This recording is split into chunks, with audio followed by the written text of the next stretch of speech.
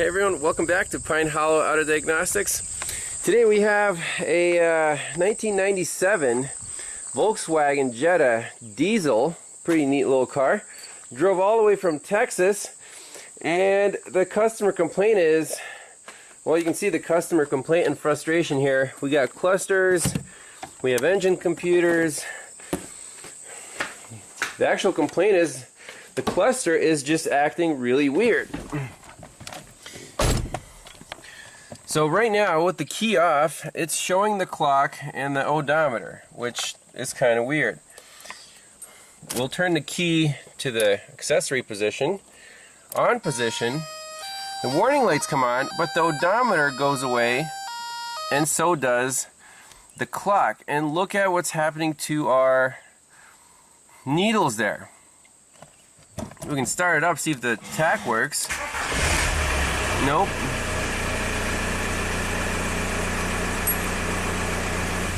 Key off, odometer comes back, clock resets, so that's very important to know.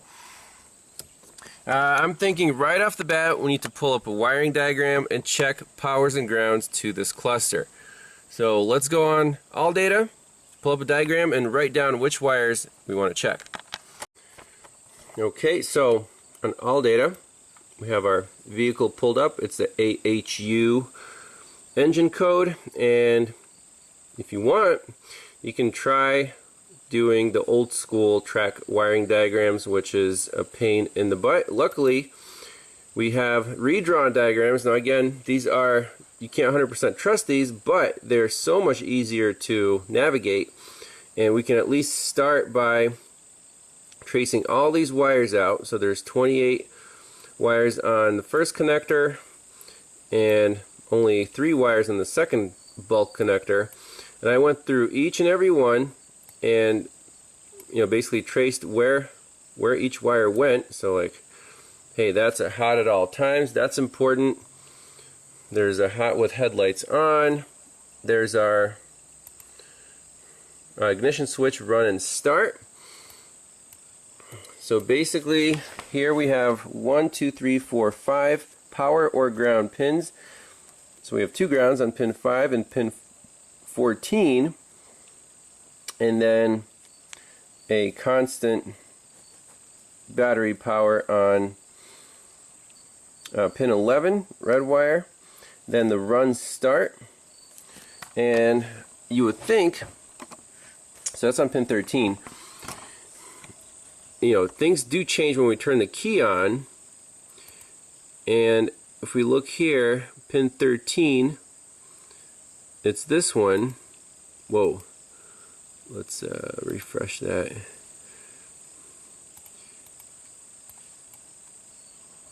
You can see that this power wire feeds all the warning lights, which do work.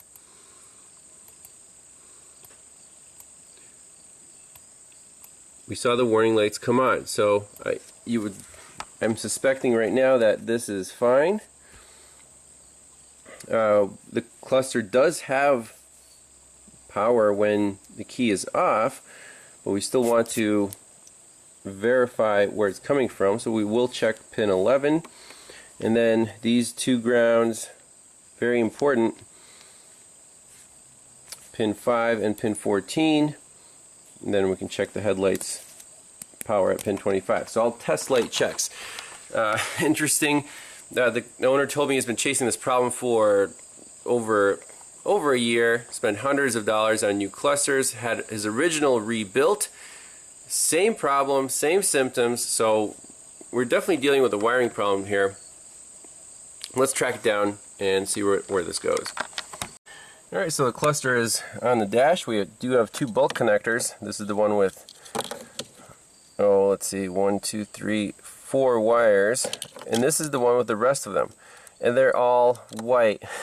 However, good thing we do have the pins labeled here, so it's 1 through 14 on the bottom row, and then it looks like 15 through 28 on the top row. So let's go by the pin numbers and check these with our trusty test light. And again, test light is connected to battery positive right now, so if we do find a ground, a test light will illuminate. Let's get that up here and check these pins. So which pins do we want to check first? We got pin 5 and pin 14. Pin 14.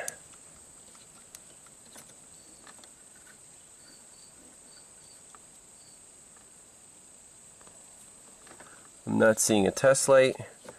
And pin 5. 1, 2, 3, 4, 5. Not seeing a test light. What the heck is going on here?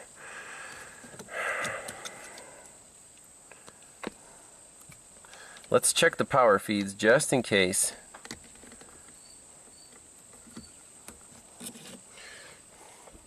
So pin 11 should be battery positive. So it's 14, 13, 12, 11. Yes, we have a light there. Good. Then, so we're missing 2 grounds. Pin 11 battery positive is fine. Let's check pin 13. That should be hot when the key's on. So pin 13 is right here. And I turn the key on. Yep, that checks out. And then pin 25 should be hot with the headlights on.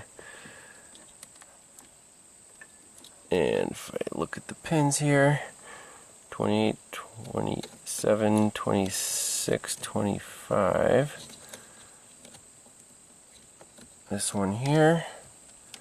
Let's turn the headlights on.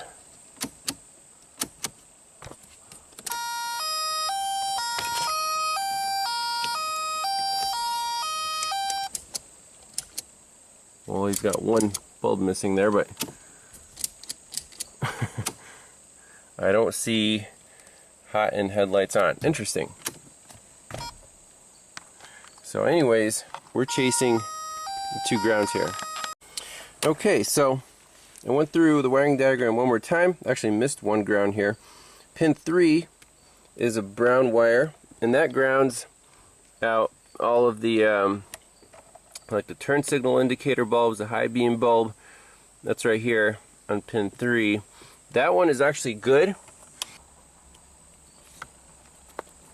Some battery positive 2.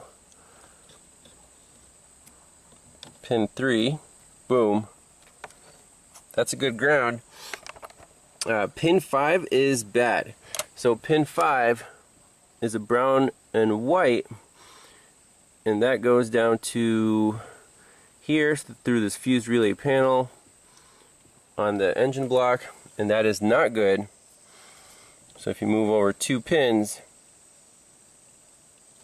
not a good ground, no test light action.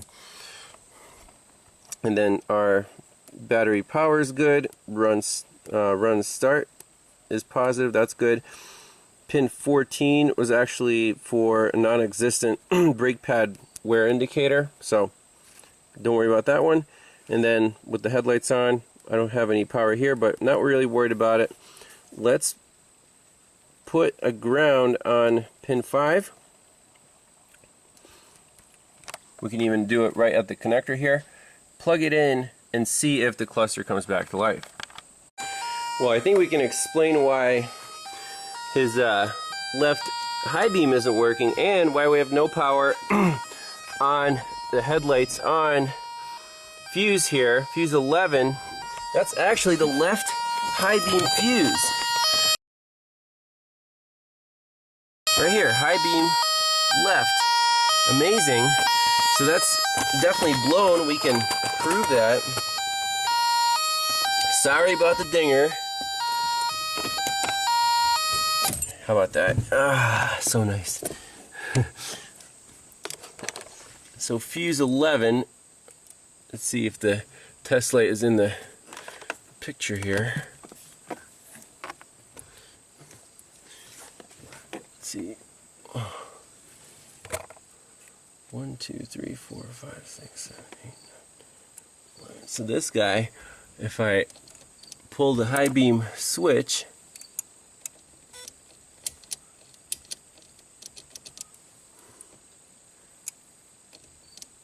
You see the test light lights up, but the other side of the fuse, nothing. So that fuse is blown. Let's at least replace that and fix the bad ground. Well, that fuse instantly popped.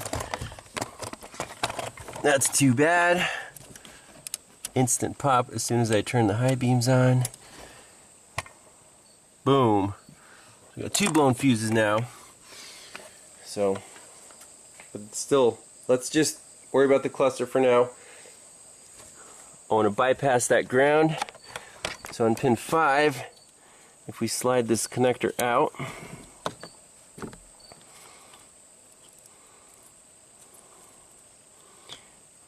we can basically install just, back probe from that to a good ground to like pin 3, just to verify that the cluster will come back to life. Alright, so quick and dirty, I picked out wires 3 and 5, and the most reliable way to connect is to poke a little hole, nothing's going to happen. Fuse jumper, so we're connecting the bad ground to a good ground, plug in the cluster, see what happens. Okay, so let's see what happens now. So the ground should be restored, and when we turn the key on,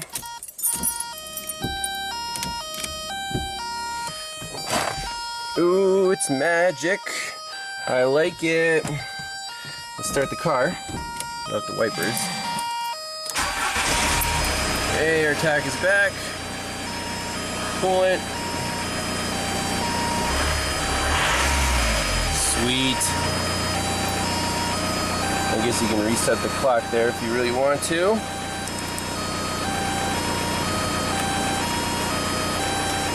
Okay.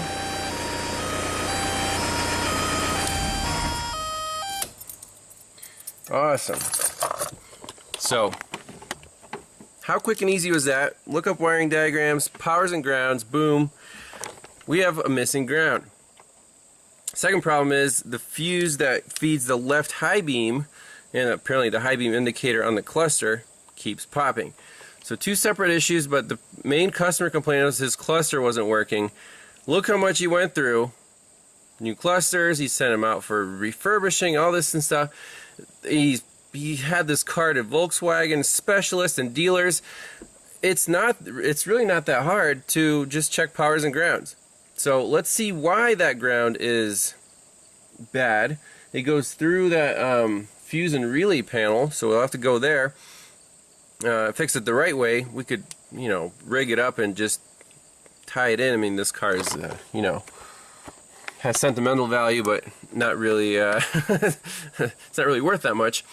But yeah, now we just have to finish up the repairs, and that's it. Pretty straightforward.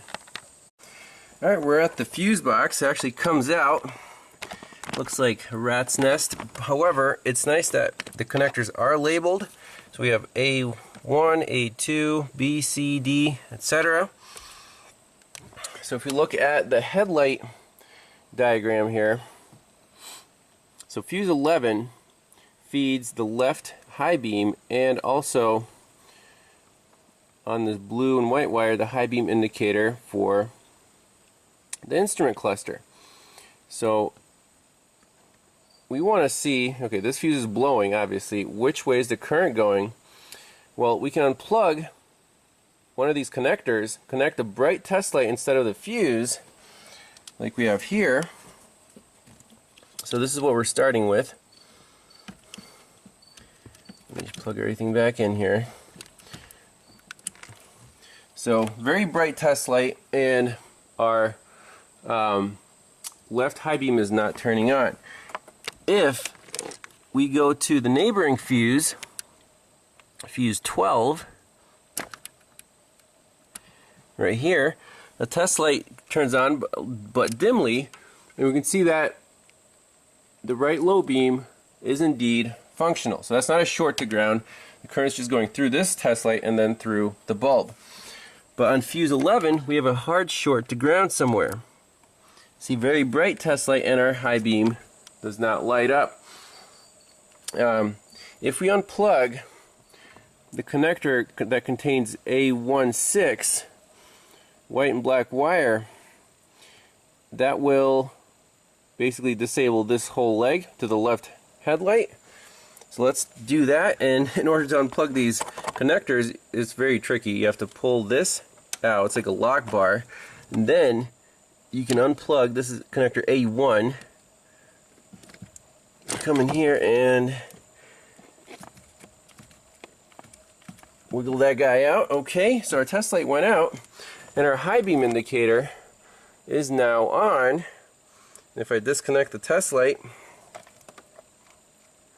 okay, so that's awesome. So we proved that that whole leg to the instrument cluster is good. That's not the shorted part. The shorted part is from the fuse box to the actual headlight.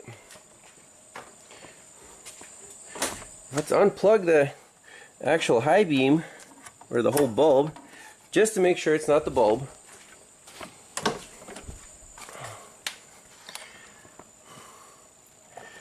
Plug in this again. We still have a short to ground. So somewhere between the fuse box on this white and black wire to the headlight, there is a short to ground. So how do we find that? Well, that might be a little easier said than done. This is where you start digging, trying to follow the wiring harness. You know, we can pull on this, see where that goes. Basically, have our test light.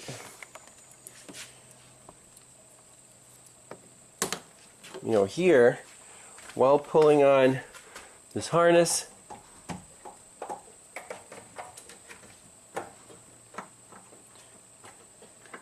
If we find the short, or remove the short, then the test light will go out. So the poor ground that we're worried about at the instrument cluster, this pin 5, goes to connector U2 pin 13. So I'm on connector U2 pin 13. I pulled the connector out, and we have test lights from battery positive to that pin, 1 amp setting. We don't want to, you know, melt anything here. And if I disconnect our jumper wire, so I just want to check wiring integrity from the fuse box to the instrument cluster on that ground wire. So if we disconnect our jumper, look what happens to the test lights. Boom, they go out. So we know that that pin is good, or that wire is good from the instrument cluster to this pin on connector U2. Awesome. Now, that ground should stay there even without me, you know, without the bypass, right? So when we plug this in, that should be a good ground. Let's see what happens.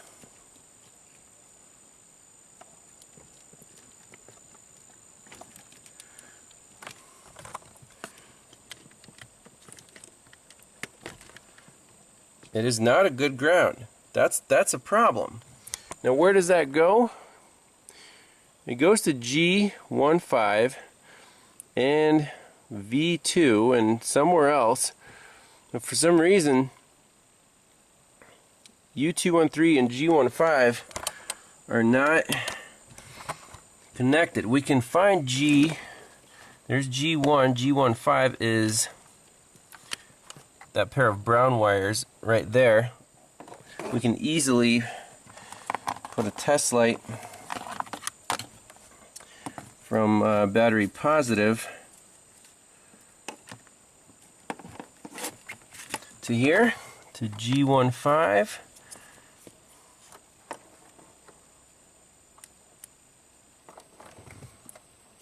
Our test light is not illuminating. Oh, that's weird. Huh. So now I'm wondering,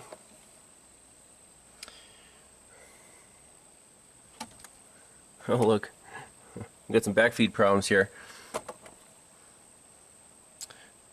So basically that is indeed a bad ground. If we take this away, See how those lights dim out. So we still have a poor ground. And it looks like G15 is a poor ground. Oh, our test light's dim now. See, our baby test light is dim, and that's slightly illuminating the warning lights. If we take that out, stuff comes back. So now we're worried about a bad ground on G15, brown and white, G132 on engine block. Interesting. Alright, next step is on G15, I'm passing that through the 4 amp setting on my test light to ground. So it's basically going to be a controlled ground. Our instrument cluster is back to life. Our bypass is disconnected. Let's see what happens when we turn the key on.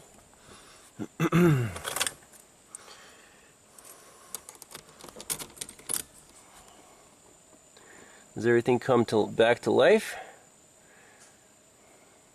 Looks like everything is good. Our test light's not lighting up, so that ground does not carry that much current. And we can even start the car here. If I can push this clutch in and make sure our tach works.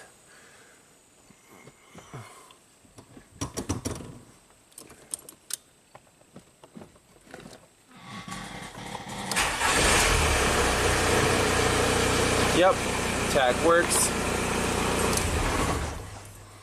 Instrument cluster stays on. So now, this ground here is bad at the fuse box.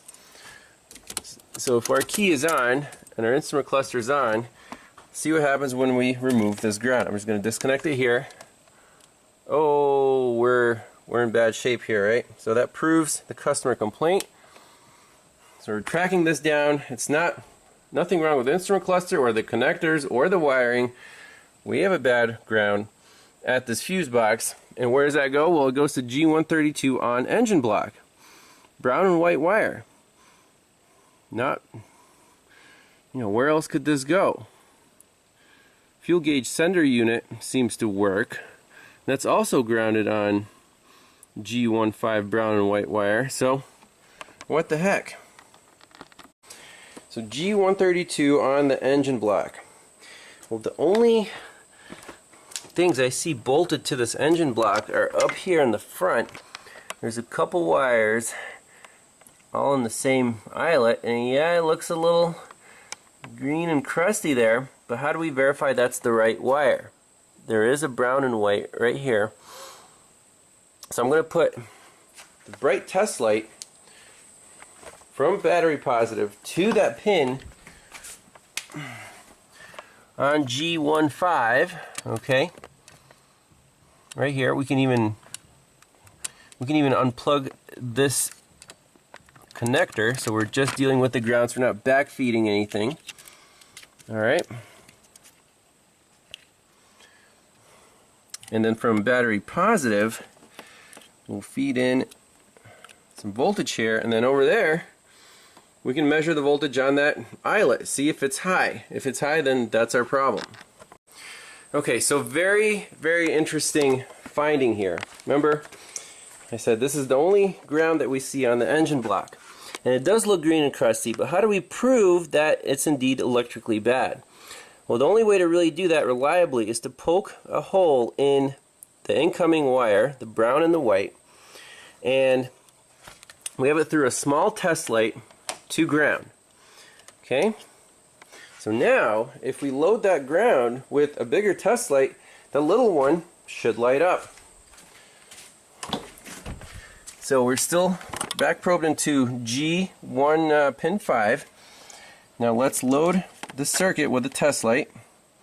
So we're going right to battery positive here through a 1 amp bulb. Test light's not lighting. Okay. What happened to our little light? It's lit brightly. Well, that is the coolest thing ever. So basically we can, bypass, let's make that a good ground, plug everything back in, and make sure everything works as intended. So let's remove this guy, connect this straight up through the fuse, and then see if our bright test lights come on if we put power to that pin. Alright, so a little test light is lit. I'm going to put this red wire basically across the test light, shorting it out, so all the current will just travel on the red wire. What happened to, ta-da, now our this is 4 amps. That ground is now good, so we proved indeed that this block ground is bad. So we're going to have to take it apart, clean it out, make sure the eyelets are good. So how cool is that? We didn't even get a voltmeter out yet. All test lights. You can use high amp test lights, low amp test lights. Just think through what you're doing, what you're trying to load. It is the best test you can have for continuity, not the ohm meter. You want to make sure that wire passes current, and that it's beautiful. This is a whole test light diagnostic procedure. Okay, final proof of concept before we actually repair the ground. We have the bypass installed. Let's just make sure everything works. So the fuse box is all plugged in correctly, cluster is plugged in correctly, key on.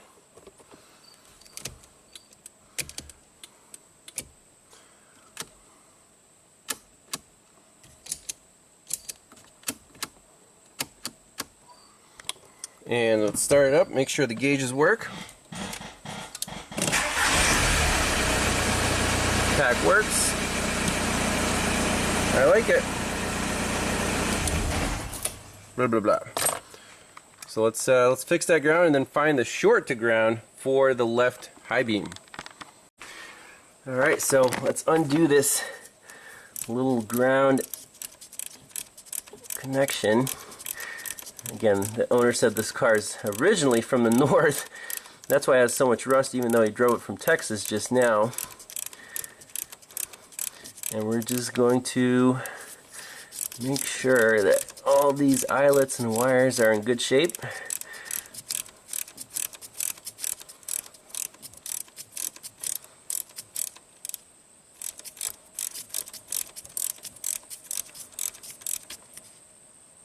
There we go.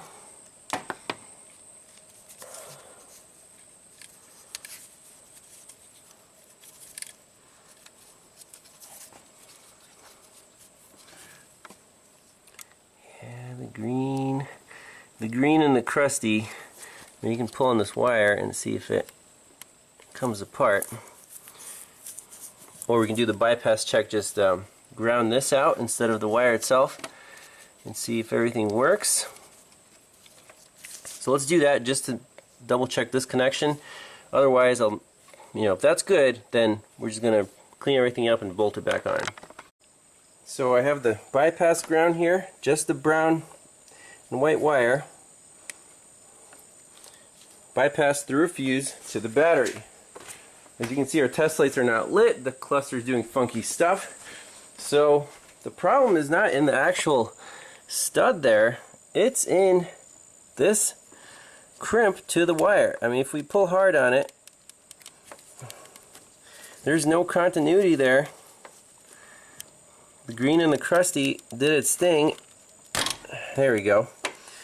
That's the problem. So we're going to put a new crimp on there, then this car will be fixed. So just to be 100% here, I'm testing the other two crimps, or the eyelets. So test light from battery positive, 4 amp setting, and then this is just grounded through my bypass wire. So if I tighten this up, if there's a good connection, the test light should light up and stay lit. Excellent. Okay, so that one's good. We don't need to replace that one. And last but not least, let's do this guy right here.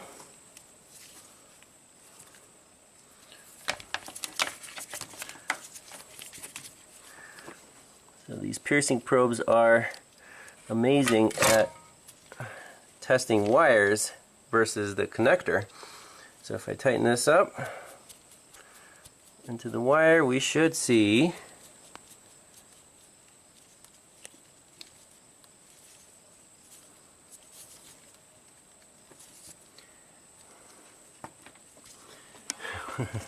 So maybe that crimp is bad. Let's just double check.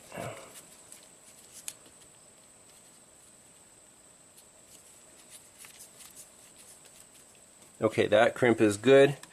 Eyelet's good. Do a little tug test. We're in good shape, so we just need to replace that one on the wire from the fuse box. Alright, so I got a new little eyelet on there. Let's take our TS100 soldering iron, heat this up, and just flow some solder over the wires to protect from future corrosion and strengthen the bond.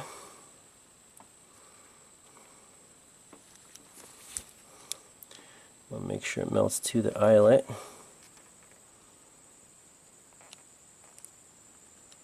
Okay, get a little more on there.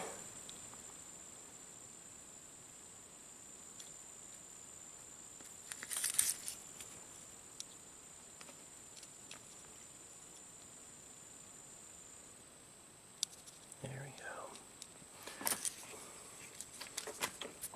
So what you're looking for is the wire and the eyelet all fused together.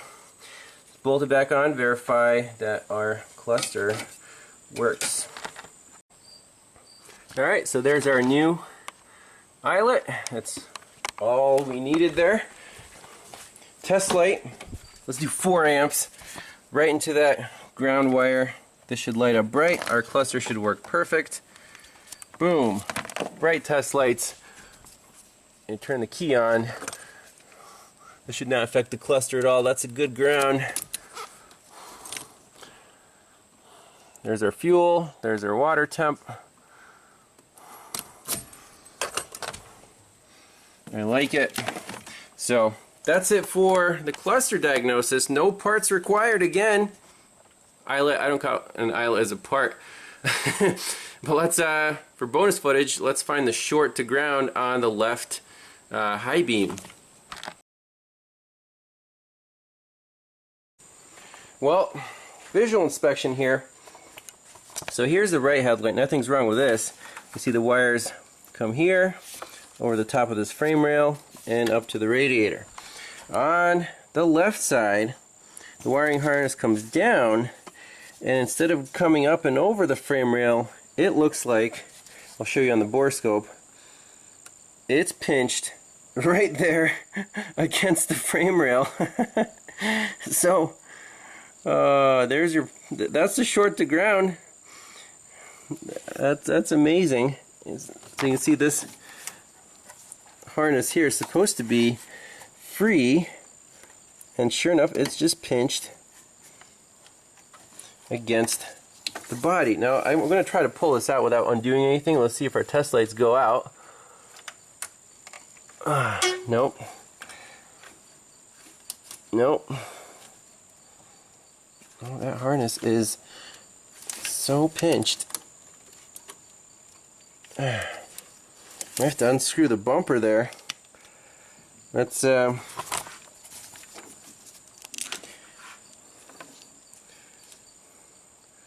there. I'm trying to get it out from that corner. Boom. I'll take a picture of that. I'll pop the headlight out. Now we can really clearly see the pinched harness in here.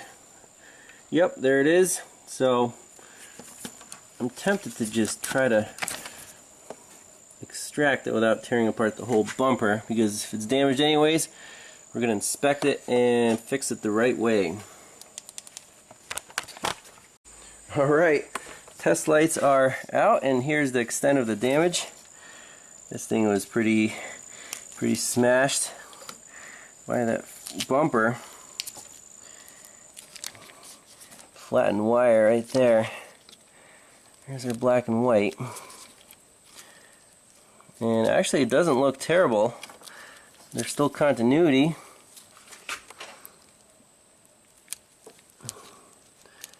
It didn't get cut, it's just flattened.